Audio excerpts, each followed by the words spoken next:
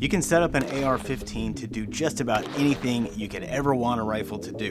But if you're looking to buy your first AR or upgrade the one you have, the number of options can be overwhelming. There's really no easy way to figure out which of the dozens of brands and hundreds of models to choose, let alone which parts and accessories you really need. Hello everybody, I am Chris Baker from LuckyGunner.com. Sometimes you're not looking for the absolute best hardware money can buy or the cheapest. You just want to start with something that is dependable and reasonably priced. So today I'm going to give you some suggestions for a basic, no frills defensive AR-15.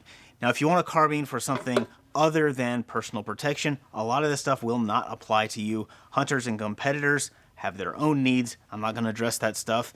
And for some people, playing around with the hardware is itself a hobby, and they don't really care whether or not the gun is practical for any specific purpose. There's nothing wrong with that.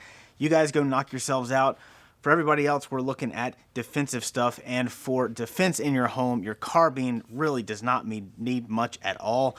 There are plenty of changes you can make to squeeze a little more performance out of the gun at the range.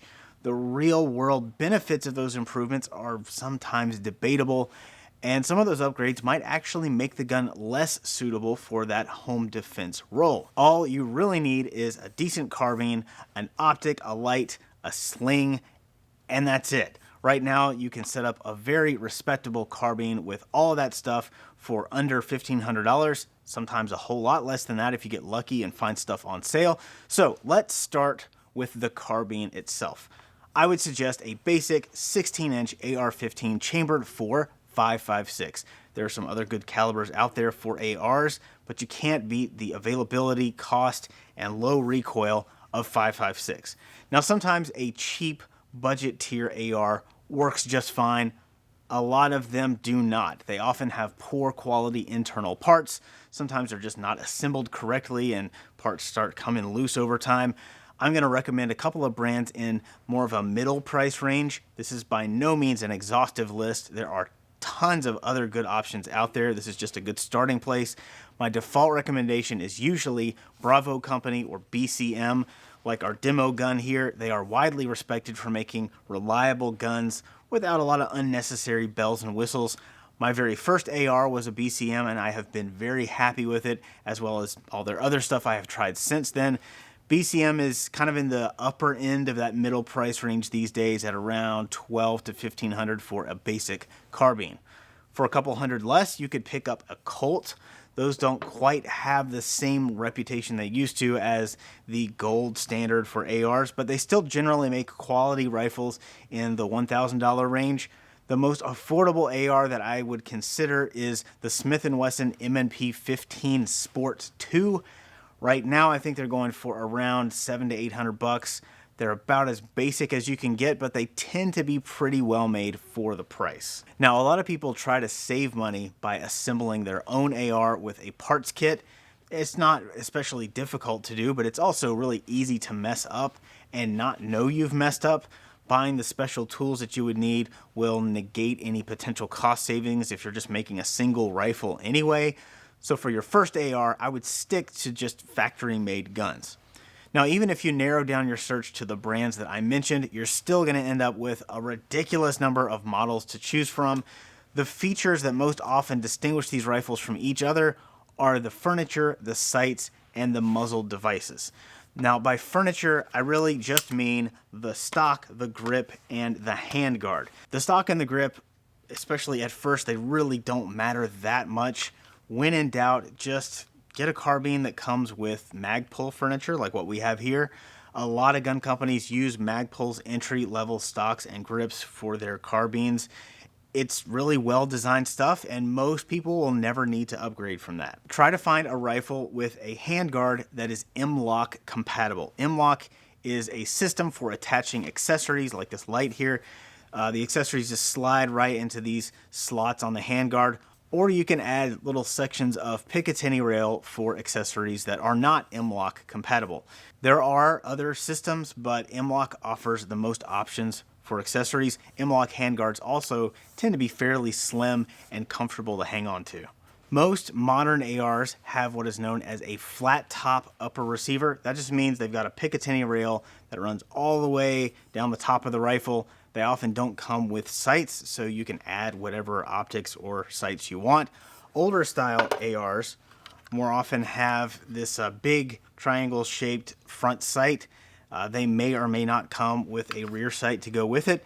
This is known as a front sight gas block. These sights are incredibly rugged and dependable, but a lot of people don't like them because they limit your choice of handguard, and also the front sight kind of blocks part of your field of vision when you're using an optic.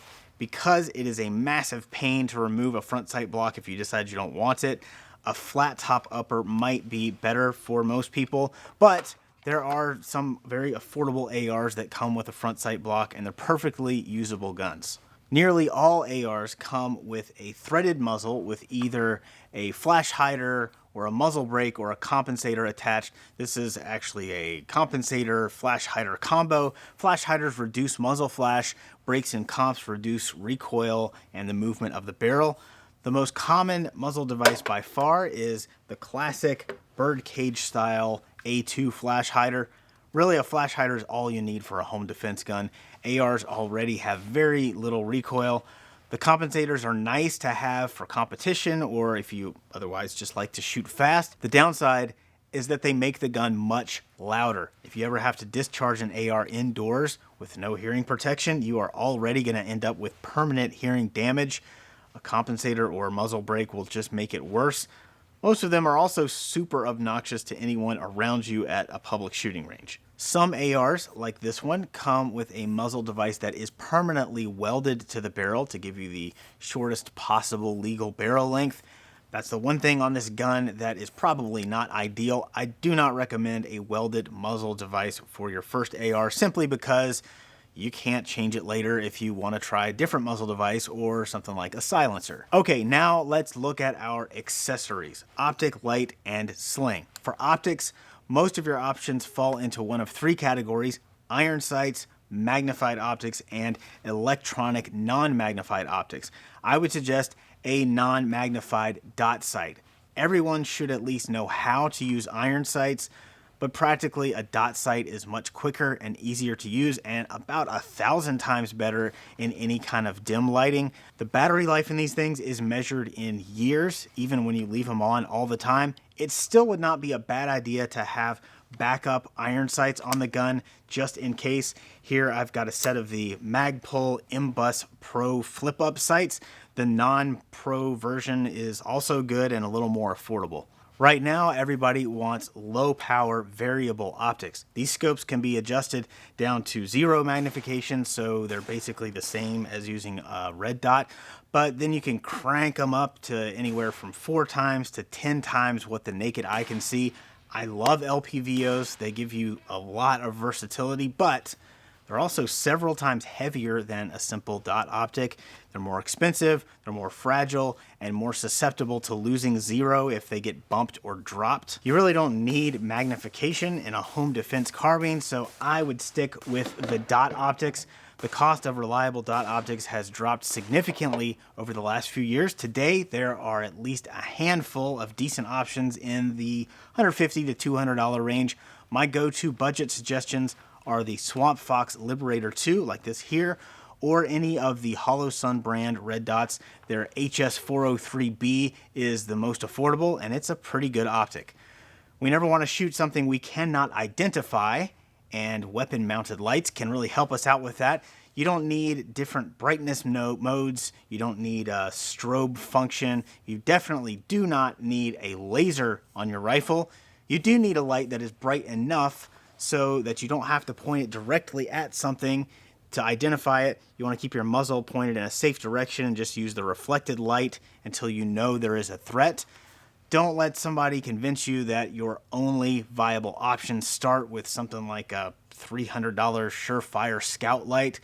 I would also be wary of anyone who says their budget light is just as good as a Surefire.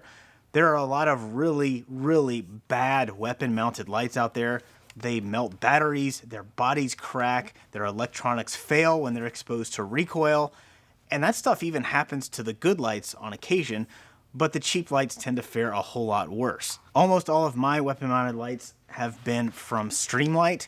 They offer the best balance of price and quality. For a carbine, I think the best value out there is the Streamlight ProTac rail mount at around $120. It comes with the option to attach a traditional tail cap switch or a remote pressure switch. It's all compatible with a Picatinny rail, or you can get an M-LOK adapter for it like I've got here. If you don't want to spend quite that much, your next best option might be to get a mount for a simple handheld flashlight. Here I've got a Magpul light mount with a Surefire G2X handheld light. This is Surefire's most affordable light at around 70 bucks, but they're about as bomb-proof as it gets. Or for around $45, Streamlight has a similar model called the Polytac. Finally, let's take a look at slings. A sling gives you the ability to use both your hands without putting the rifle down. There is some debate as to whether they are really necessary on a home defense carbine. I think they can be really useful. They can also cause problems if they get hung up on doorknobs or if they make the gun harder to retrieve from inside a gun safe. So it's really important to set the sling up correctly and have some experience using it, and also have some method to stow the sling so it stays out of the way. On this gun, I've just got a hairband holding the sling in place, and it works just fine. There are several quality rifle slings out there. I've been using the Viking Tactics VTAC slings for years. Haven't found any reason to switch to anything else. If you leave enough slack, you can put them on pretty easily, and then you just pull on the slack over here to cinch the rifle up, and it stays close to your body for when you need to do something else. And then if you need to shoot, you just pull that back up. You've got enough slack, you can shoulder the rifle. Super easy to use. Magpul and Blue Force Gear both offer similar slings. They are all available with padded or unpadded straps. If I'm going to be wearing the gun for more than about 10 minutes, I prefer the padded straps. Once you get the rifle set up, leave it that way for a while. Buy a bunch of ammo and magazines and just go shoot it. Shoot some drills, run it through a training class, get at least about 500 rounds through the gun before you change anything. Unless you've got something on the gun that is obviously broken or causing malfunctions, try to resist the temptation to play around with the hardware. The more you actually shoot it, the better idea you'll have of whether those changes and additions are really necessary. Guys, I hope you found that helpful. If so, the next time you need ammo, be sure to get it from us with lightning fast shipping at luckygunner.com.